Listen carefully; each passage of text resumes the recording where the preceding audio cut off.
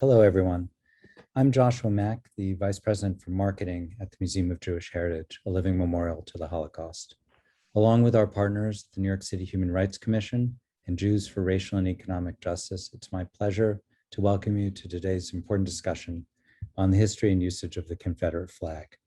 This program is personal for us at the museum. Very early in the morning on January 7th, the day after the insurrection at the US Capitol, the Confederate flag was tied to the front doors of our museum in the middle of the night. The people who did this could have used a Nazi flag, but they chose to target a Holocaust museum in New York City with a Confederate flag. We recognize that interesting and disturbing set of facts as a powerful prompt for learning, which is what brought us to today's discussion. We have an excellent group of panelists with us to help unpack the meaning of the flag today. Please join me in welcoming Dr. Annette Gordon-Reed, the Carl M. Loeb University Professor at Harvard and Pulitzer Prize-winning author of the new book, On Juneteenth, which you can order in the link in the Zoom chat.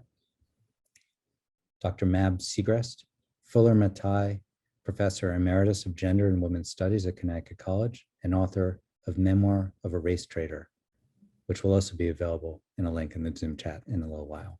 And Leo Ferguson, the Director of Strategic Projects at Jews for Racial and Economic Justice, founder of the organization Jews of Color Caucus, and author of their Understanding Antisemitism guide, which I encourage you all to download from the JFREG site, and we'll put up a link to that as well. Moderating the discussion with Annette, Mab, and Leo is the terrific Jami Floyd, Senior Editor for Race and Justice at New York Public Radio. Before Jami kicks off the discussion, let's hear words of welcome from our partners at the New York City Human Rights Commission. Thank you so much, Joshua. I'm Jonah Sampson-Boyarin. I'm the Jewish Communities Liaison at the New York City Commission on Human Rights. It's an honor for us to get to partner on this program. I'll briefly tell you a little bit about what our commission is, what it does, and then what brings us to this program. So we have two parts of our work. We oversee the human rights law. We enforce the human rights law for the city of New York. It's one of the oldest and strongest in the country. Basically, it means if you live or work in New York, no matter who you are, your racial, gender, religious, age, etc., identity, you have a legal right to be treated equally. And if you've been discriminated against in some way, you should call 311, contact the Commission on Human Rights. You're protected by the civil branch of the law. The second part of our work is community relations, fostering positive relations between the different communities of New York. We do educational programs like this. We do bystander intervention trainings. We're about to roll out a curriculum about understanding Jewish experiences and anti-Semitism. If you're interested in any of those programs, please reach out to me or reach out to us at the commission, see if you can bring us in. We'd love to work with you. What brings us to this program? So New York is a wonderfully diverse place. Difference is not easy, but it's beautiful. And it's what makes New York City the greatest city on earth. And it takes work. It takes work to get along well together and to look out for one another. We know that's what we do. And museum and JFREG lead the way on this. The museum as an educational institution, leading the way in its response to prejudiced acts against the museum using the Confederate flag to broaden the scope and say, let's look at how this impacts both Jewish and Black communities. And JFREG in its work on the ground, making solidarity happen in the grassroots, leading the way. So we're really proud to partner with both of you on this program. Without further ado, I'm going to hand off to our moderator for this evening, Jami Floyd. Thank you, Jonah and Josh, and to our partners for this important program tonight.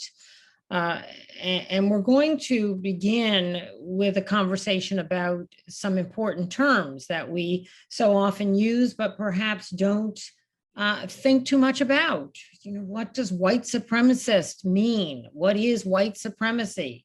White nationalist, the Klan even, KKK, we've talked about it for decades, but do any of us really think about what that organization is, what those three letters stand for? So we'll talk about that in just a moment with our panelists, but first I want to ask each of our panelists should just reflect for a moment on what each of them thought when they heard about this ugly incident.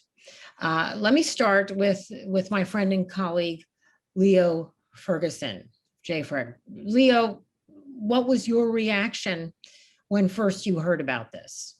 Thank you so much, Jami. Thanks to all the panelists. It's really wonderful to be here. And, of course, it was, I certainly, first of all, JFreg has a wonderful relationship with the museum. So like my very first thought was for the folks that I know, like Josh and other folks who are on staff there, and was just, hoping that they were safe and knowing that this must have been a difficult experience on a personal level.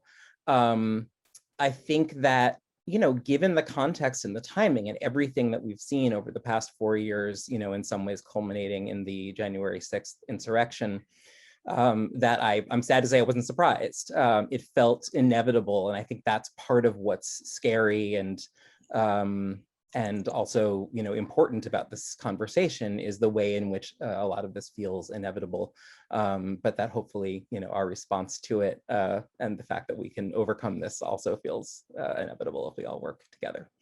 An optimistic note on which to start.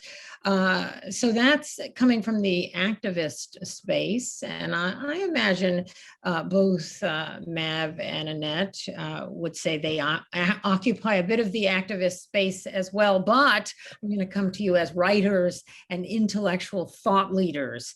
What was your reaction? I guess, Mab, I'll come to you first. What was your reaction when you heard about this incident, given the work that you do as a writer and a scholar?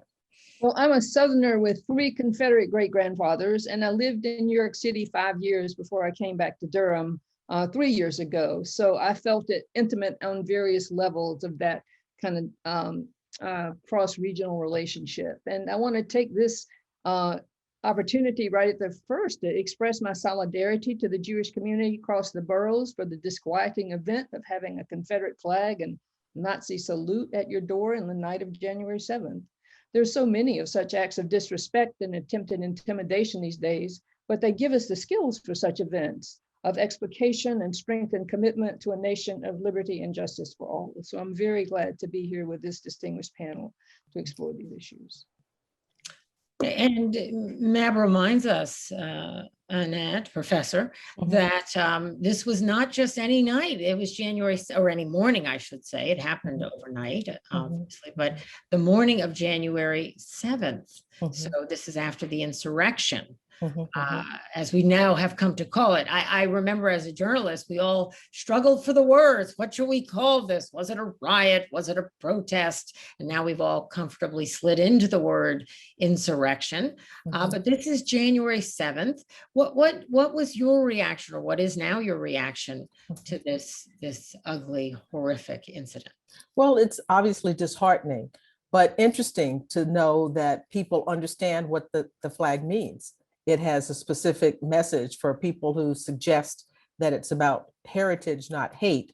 An act like this puts the lie to that, and it makes it plain that this is an attempt to intimidate people, to make people feel bad, to belittle, and to announce a kind of power, a sense of power in doing something like that. So, it's a tricky business where people insist that the flag is benign, but it shows up in places and in situations that show that that's not the case, that there are very specific philosophy that goes behind it. There are various, particular people who are targets of it. And it's a symbol for many people. It's a way of expressing hatred. And so it's never good to see examples of that and to understand that we have a long way to go still to put those feelings behind us and to create a world, as Mab was saying, where people are equal and people's humanity is equally valued. I appreciate your reminding us of this frequently used phrase, heritage, not hate. And we have a comment here in our chat. The flag is a vestige of the cause. So let's talk a little bit about the history and some of these phrases or definitions that perhaps we need to be reminded of. Let's first talk about that history. Heritage, not hate, or the cause. The Klan comes to mind. And let me come back to you, Annette Gordon-Reed, about that. It says, one of our guest says, well put, Ms. Reed, when you commented about what the flag really means. So let's talk a little bit about this history of the flag and why it is a symbol of hate rather than heritage, though many would protest. Yes. Say that.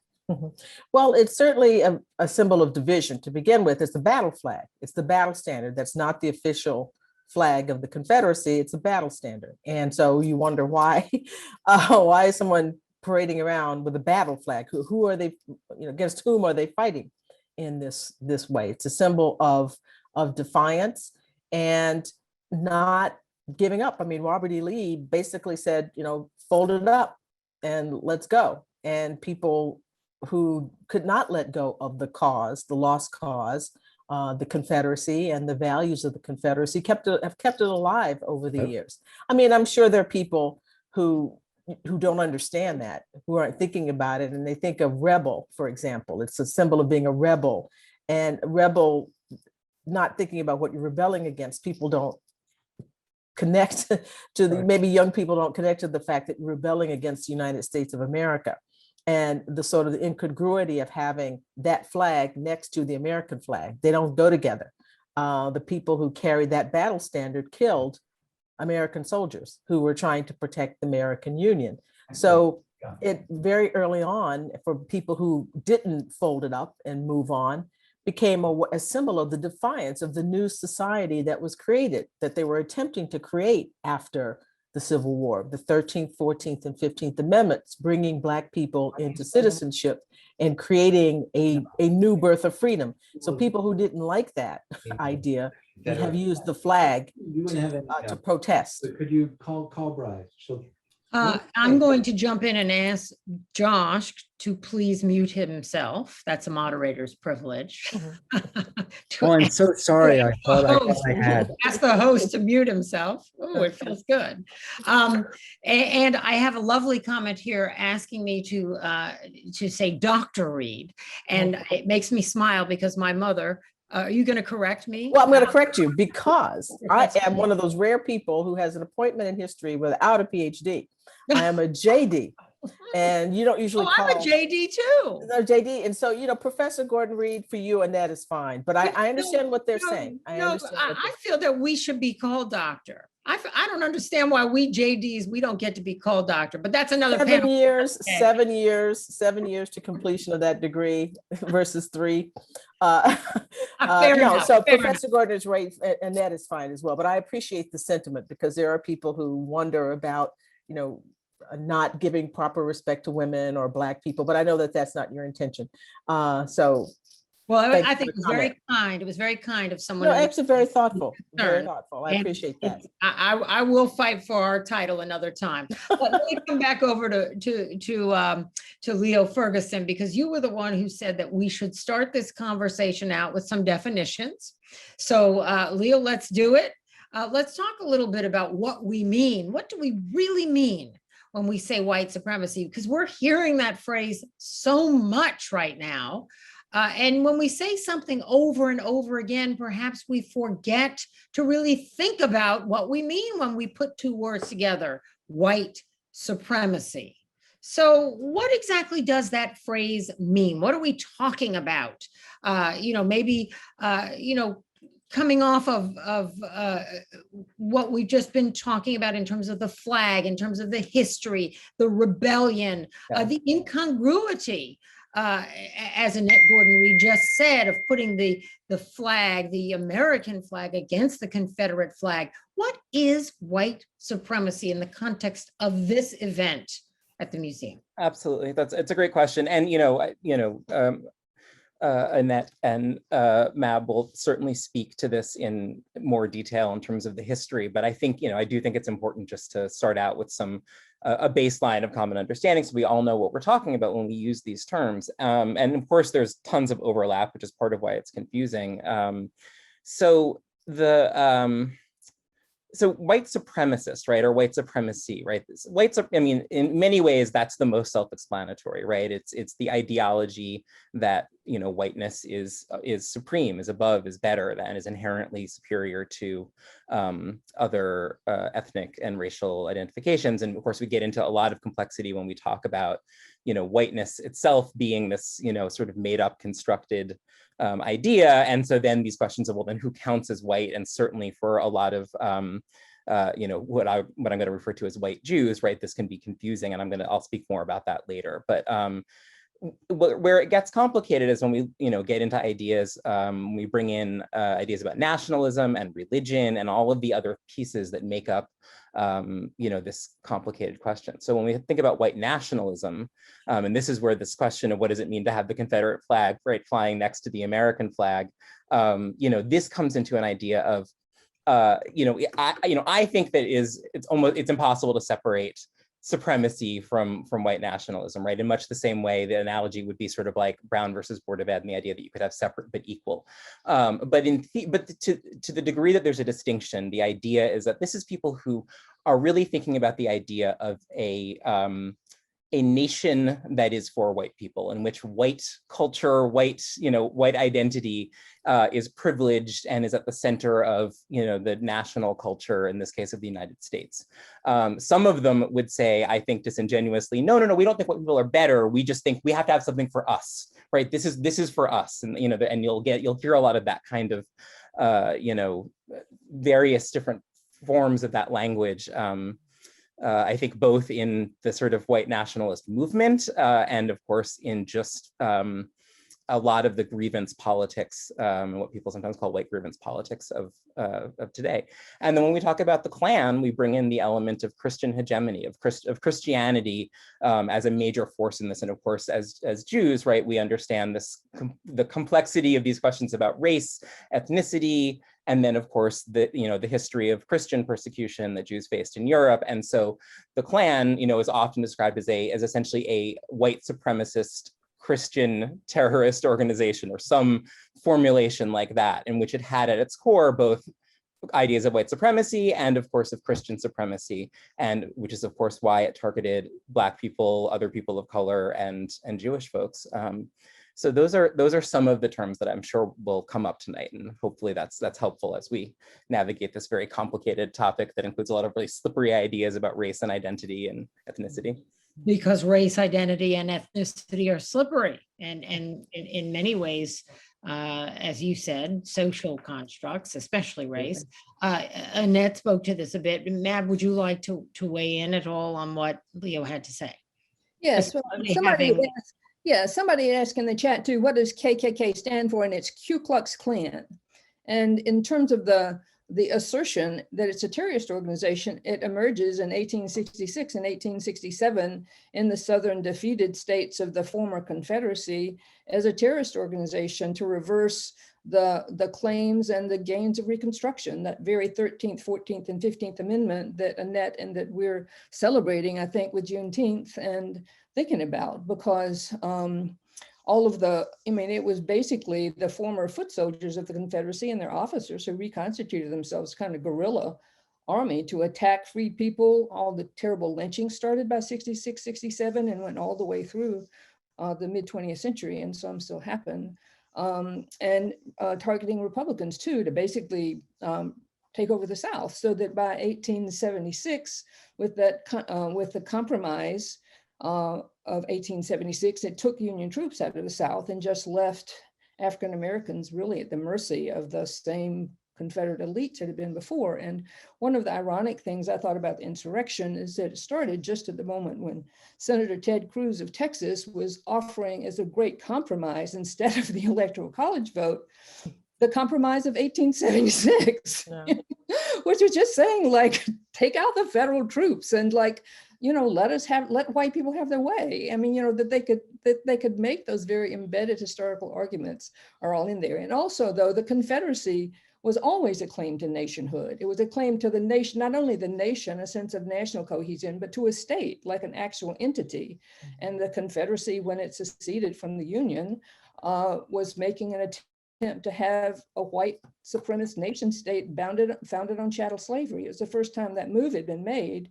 And it was a risky kind of move because the actual white people were like a third of the whole population, the white men, if you take women who aren't citizens, white women, and then you take African Americans. And it really did bring the Confederacy down from inside as much as outside. So that claim to a state, I think, is very important in something like the insurrection, because they want the government, or they want to disband the government, but they're not just nostalgia. It's not just a sense of national identity, I don't think, and I'll be arguing, but it is a claim on the Second American Revolution. When we haven't finished, as Reverend Barber would say, the third Reconstruction. So just different kind of battles that still rage. Mm-hmm.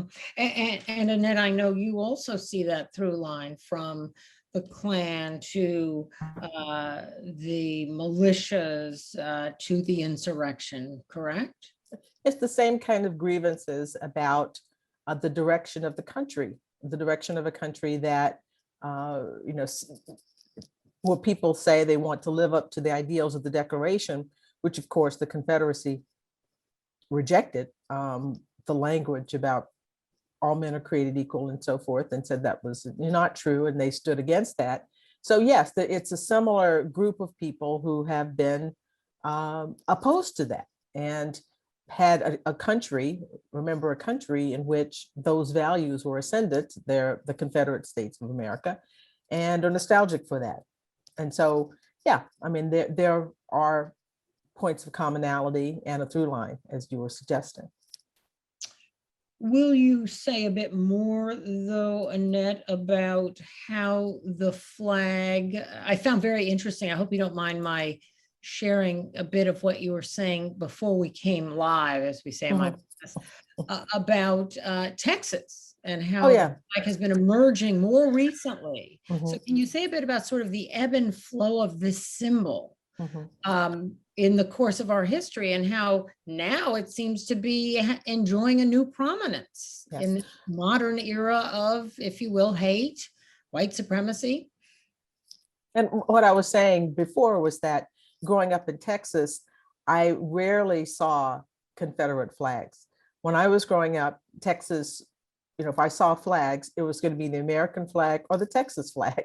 Texas was all about Texas, Texas, Texas. And it's still about that now. But I recall a few years ago, when I went back, one time I went on a trip and I was sort of on a road trip riding through the rural areas in Texas, and I saw so many Confederate flags. It surprised me, because that is not what I grew up with. So this new thing, there's a new ascendancy in the flag that wasn't there, late 60s, the 70s. You rarely saw that. Somebody mentioned Leonard Skinner. Maybe maybe they would have that on Sweet Home Alabama, and they would bring the flag out. But not just everywhere. But now you see it quite a bit. So there's sort of a new valence to it. People may not be thinking just about the past necessarily, the war, the actual war, but they're thinking about a kind of war that's going on in their view now. It's a political statement around a set of ideas that they believe in and ideals that they believe in. And it's shown by, you announce yourself, like I was saying before about the flag on the door, you're communicating to people. So what do you think when you see that flag? There's a set of values that you associate with those people, and they want to make that known, much more so than maybe they did in the past, or hadn't found yet a way to that they hadn't been translated from the old understanding about it to the old racism, to the new racism, to the new vision. And it's something that has become much more popular now. So the next Civil War is an extension of the last one? Well, we don't know there's going to be a civil war. I mean, I don't mean an actual An war, but actual one, but the I mean battle. a rhetorical one. Rhetorical, yes, it's an Literary. extension, because the question of race is at the heart of it, and the hierarchy is at the heart of, was at the heart of both of them. And now it expresses itself in a different way, because there's not any way that, except for the effort to, conjure Black Confederates, there's no way to, to say to African Americans or people whose ancestors, were oppressed by people who wanted to keep, who used that battle flag as a rallying cry to keep that system in place, that is benign.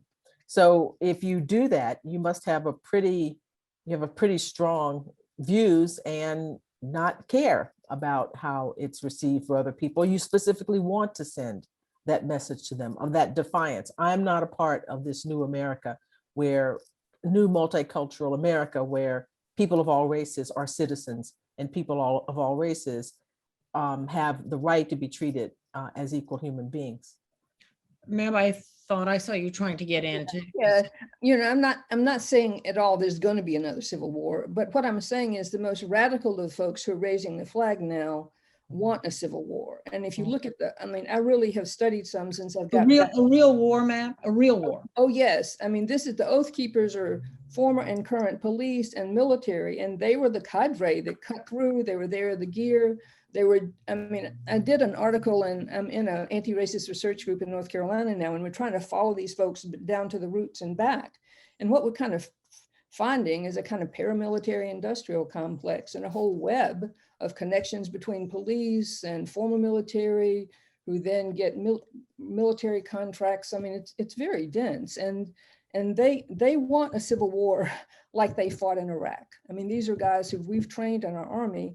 And if you go on the My Militia and all the chats and everything, now this is not to say we're going to have it or it'll be massive like it was before or whatever, but it's not just a notion for them. And I think it's important. I'm trying to do some of this research to show it's important to take these people seriously. And to me, one of the most telling moments with Confederate flags in the insurrection was the moment when the guy walked through the rotunda with that huge Confederate flag, which was the first time the Confederate flag had ever been in the rotunda. The Confederate Army didn't manage that, but it was almost the same moment that across the screen, we got finally the word that Georgia's 2 Senate seats had gone to the Democrats. And it was a Black man who's in Martin Luther King's church now, and a Jewish man, so that flipped the power in the Senate.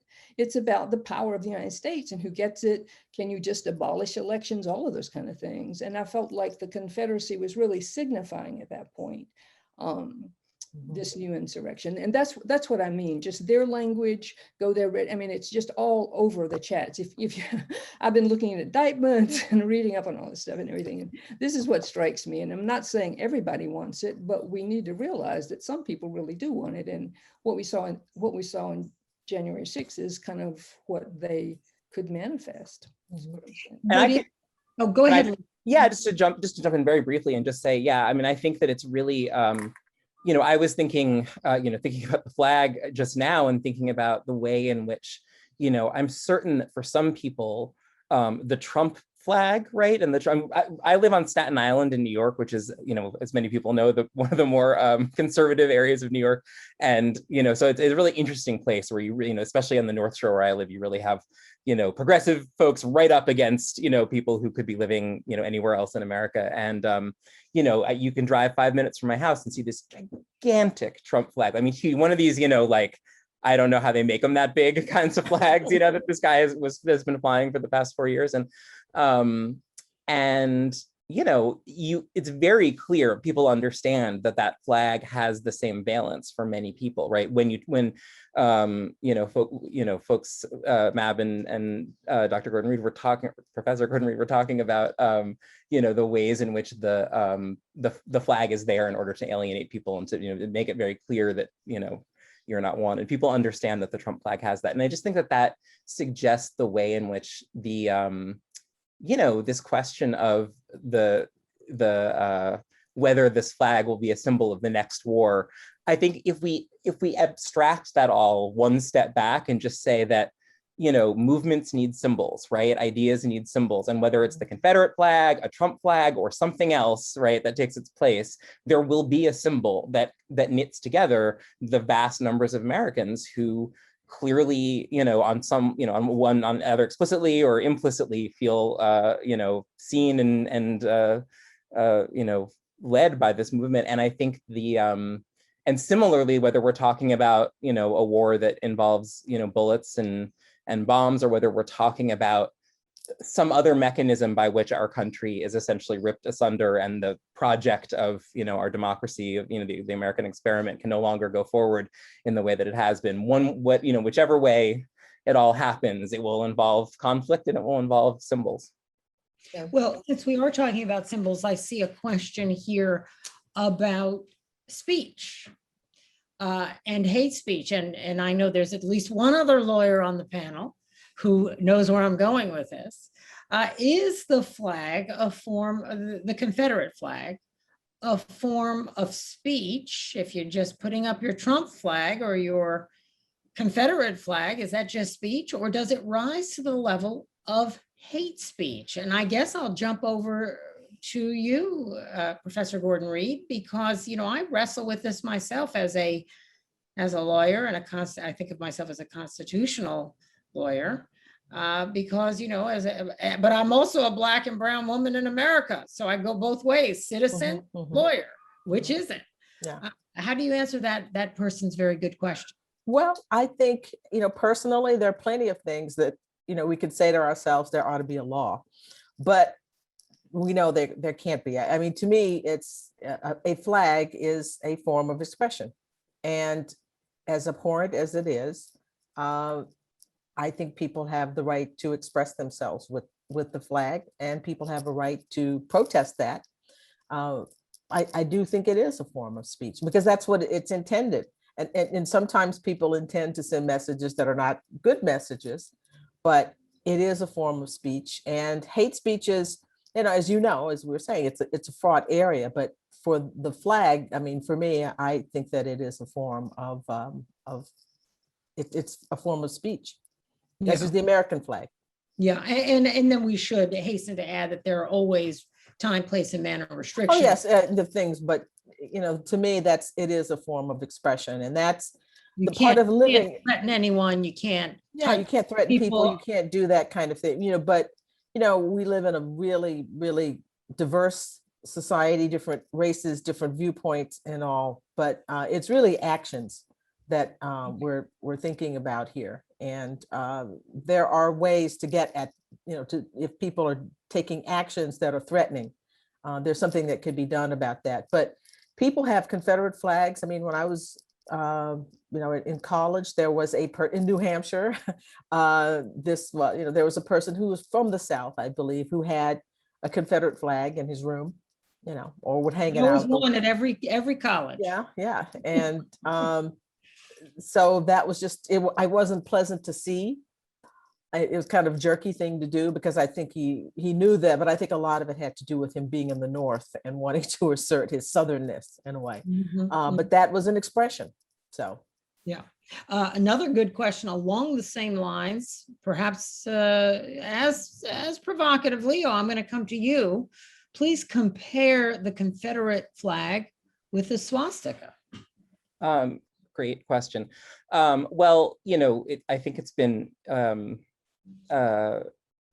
widely established that that there were these links between the Nazis and white supremacists and the Jim Crow South in America, and that the Nazis in fact drew inspiration and took lessons directly from the United States in terms of how they wanted to set up their racial system of racial violence and apartheid in Germany. Here's what we'll say. Like the swastika is a symbol of a political party, right? So the symbol of the Nazi party, and I think it's interesting the question about whether it's hate speech or not, right? There's a great some great writing by I think, political research associates, I can't remember the name of the author, Kay Whitlock, I think, called Beyond the Hate Frame, that's about questions about hate violence, another area that I work in a lot, and obviously, directly related to the panel that we're doing today. And one of the points that they make is, that the authors make, is that part of the when we use the term hate, part of what we're doing is personalizing things. So this idea of an individual, right, like interpersonal hatred and violence, an individual trying to intimidate somebody else, and obviously that does happen. But we also understand that that this is a political question, right? This is when we talked about white nationalism, we talk about Trumpism. What we're talking about is, a deep question about what kind of country we want to live in and where this nation is going. So I think that the most useful comparison, right, if the swastika is a symbol of the Nazi Party and of a specific political agenda, not an inchoate kind of hate, but like a specific idea of what kind of country Germany was going to be in the 1930s on, then I think it's best that we understand the Confederate flag in exactly the same way, that this is a political expression and it's part of an argument that is a political argument. It's why it's protected speech. It's just profoundly divergent views of what kind of nation we're supposed to have. And I think probably, certainly before Trump, I think probably a lot of Americans probably were lulled into, and I would imagine probably a lot of Jews, right, were lulled into a sense of security in which it was very tempting to see things like that in terms of hate, right, in terms of an interpersonal thing, that our country is solid and stable and we have these multicultural, liberal post-civil rights values, but so there's just these yahoos out there with this flag on their bumper sticker. And I think we understand now that no, this is a very live, very contentious conflict about what kind of country we want to live in. Your article that you referenced, good memory, Beyond the Hate Frame, Kay Whitlock and Michael Bronski. There we go. Yeah. And Mab, did you want to jump in before I ask the next question on this issue of free speech, hate speech, and symbols? Yeah, sure. I mean, the whole question of the Confederate flag and the Nazi flag. I mean, I think, and somebody had mentioned before, like, why bring the Confederate flag to the Museum of Jewish Heritage and the Holocaust? Like, why not the Nazi flag? But I think it's that kind of, I think the Confederate, it brings a kind of continental crossover. I mean, the Confederate flag, to me, the symbol of the slave states who wanted to be a nation and justified slavery and practiced chattel slavery and settler colonialism and had already driven out indigenous people. I mean, it's a symbol of the cruelest aspects of US history. I mean, the really sadistic and brutal aspects of oppression and domination to have a cotton industry that drove the global economy. And I think that the swastika does a similar thing, but fascism, which is the name in Europe, it was like probably 1930 to 1945. It didn't last that long, but it was terrible while it lasted. And for me, it's kind of easy to say, well, fascism is like the worst kind of political system.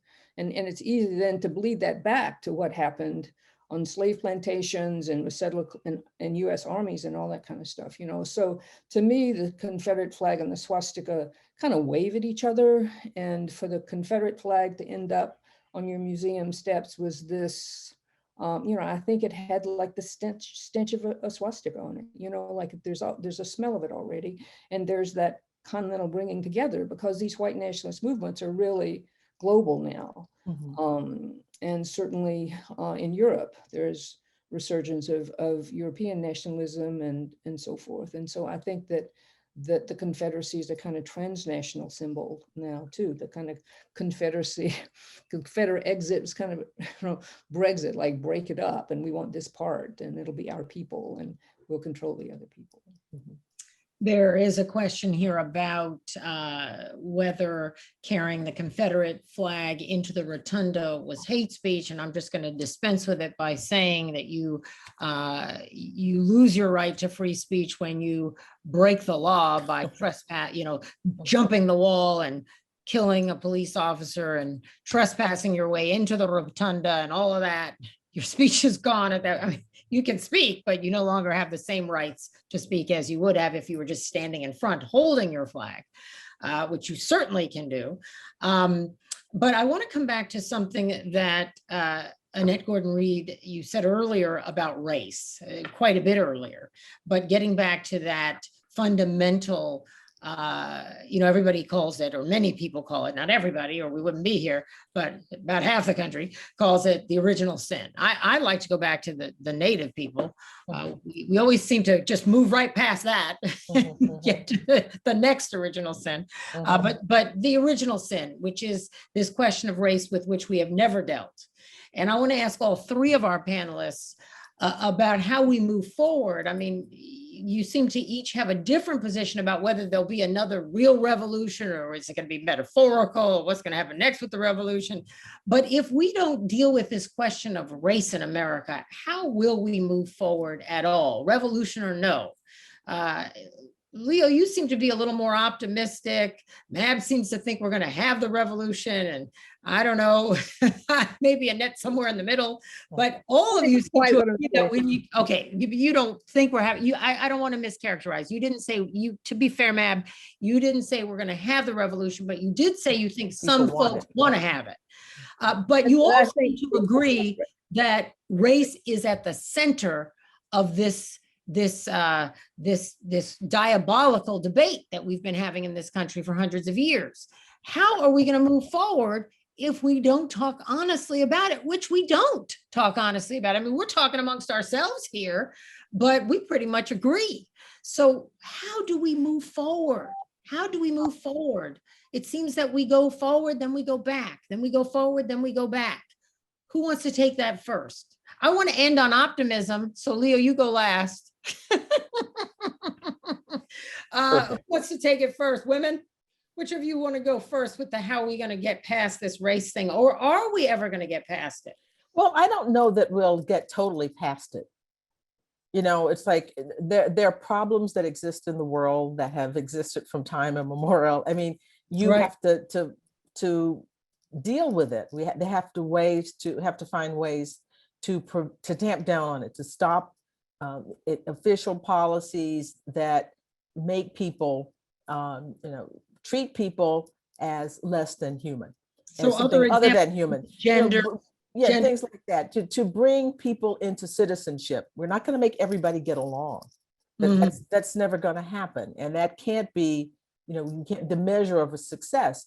But we have had some victories, and there are some instances of backsliding. You can say they're 2 steps forward, 3 steps back. But you're right. It is a process. There is no, for history, there is no inevitable destination, and it's certainly not any inevitable positive destination. History, people say you're going to be on the wrong side of history.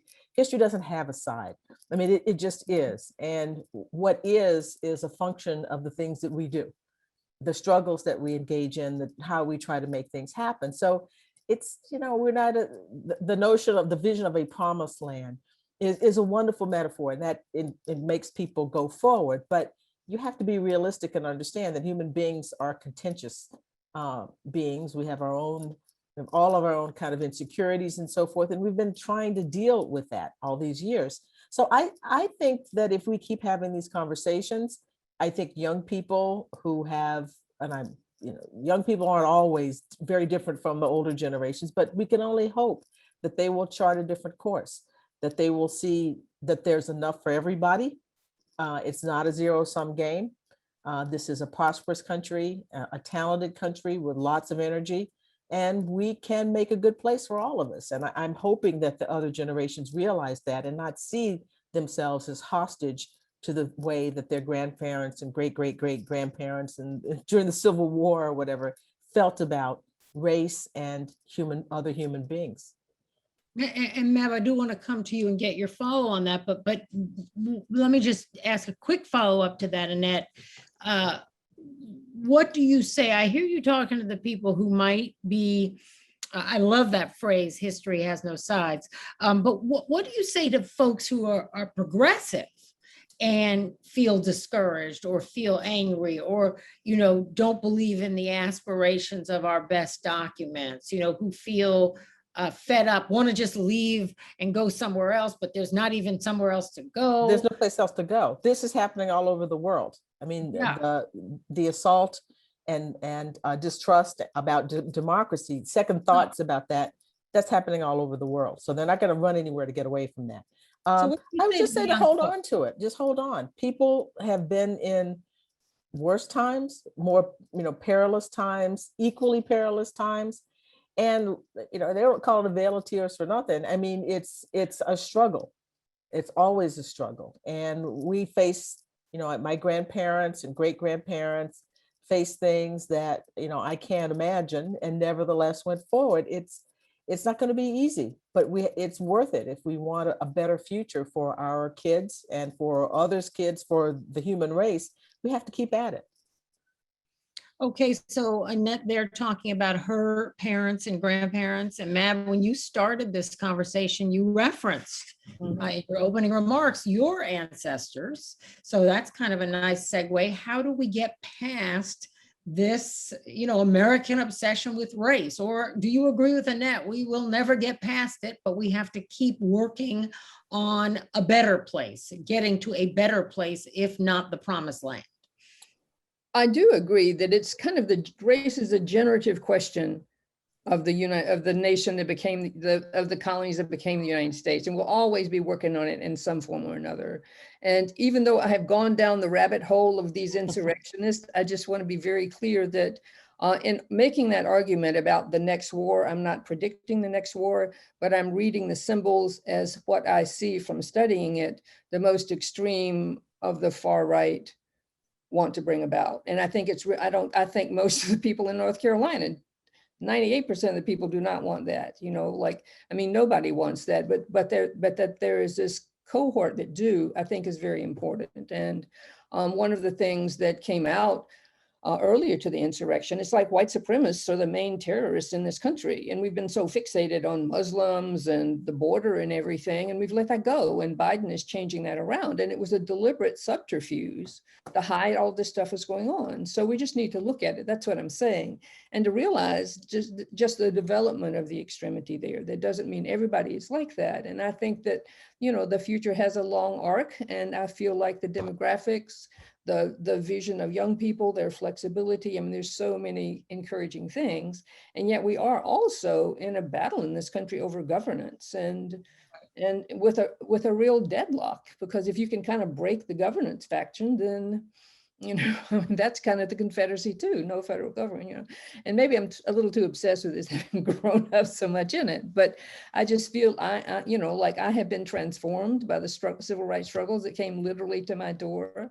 And I feel like that arc of history and all the other struggles for justice have very much given me my life. And this kind of tracking of this most extreme element is one of the things I maybe specialized too much in, but I do absolutely agree with all of these other valences about what the flag means and how we can reach white people. Because I think for white people, reaching other white people and being able to talk and just make these arguments in a kind of white voice is an important part of it too. But I'm looking forward to Juneteenth and jubilating and celebrating all those 13th, 14th, and 15th Amendments, end of slavery, but not that loophole, the end of mass incarceration, the 14th Amendment, amazingly, equal protection, due process, citizenship for everybody born and or nationalized in the United States, born or whatever it is, all the Bill of Rights apply to the states too. You can't deny the vote for race, religion, or previous condition of servitude. To me, that is the spine of the Constitution. And I'm very happy to join the Union Army or, the Army of Justice that we're all in to really make these always to come back to these touch points and to put our lives there and our joy there, which I think Juneteenth is also about. Lovely. Lovely. Leo, I want to ask you the same question. How do we get to that? I guess we don't want to call it the promised land. I think the promised land is a good goal, even if we may never get there with you. It's a good goal. Well, it certainly brings actually it's a perfect segue, because I want to answer this question, but by breaking format a little bit and just talking a little bit about what it means to be in this as someone who's Black and Jewish, right? And I thinking wanted about to ask you about faith as well, and ethnicity, being Black and Jewish, because you talked about white Jews and Black Jews earlier, and I wanted you to talk a bit about that identity. Absolutely, and other Jews of color, right? Where, I mean, Jews this of is color. yeah, for sure. I mean, it's, certainly,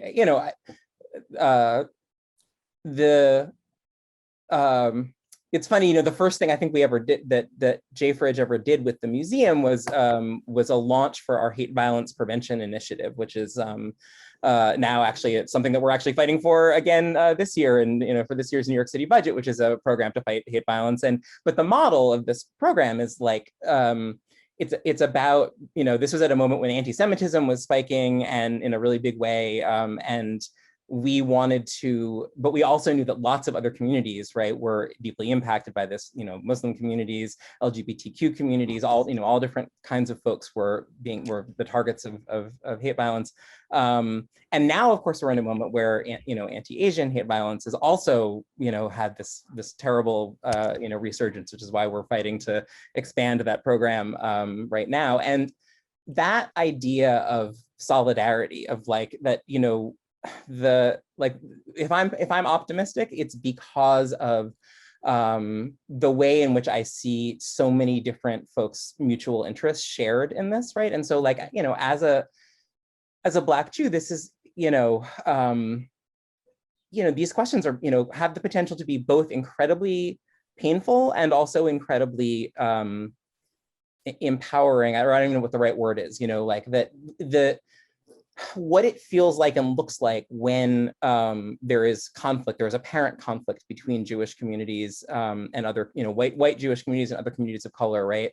When there is racism that comes from the white Jewish community and is directed towards other communities of color, the way in which the idea of white supremacy has like suffused our culture and become a huge part of what's shaped the United States, and that includes like all the folks who are conferred some sort of white privilege. We get pitted against each other, and that feels awful. And by contrast, when the moments where I get to feel like held and cherished by my Black community and my Jewish community and all the other folks that I'm in relationship with, like that is the antidote to that. And so it's this question that we've come back to a number of times of like, is there going to be another war? What is the future going to look like? I may be an optimist, but I'm also a realist, certainly about questions around race and America's capacity for violence and racial injustice. And I don't know what the future holds. I think actually in many ways, what the lesson of the past 4 years, certainly the lesson of January 6th, is a lesson about the fact that whatever path we thought we were on, it is not as clear as perhaps some of us thought it was, right? And so the answer is we can't talk about whether we're going to win. The only thing that the future is what we make it, absolutely right. The only thing that we can agree on is how we're going to walk as we get there. What is the practice or praxis that we're going to engage in along the way?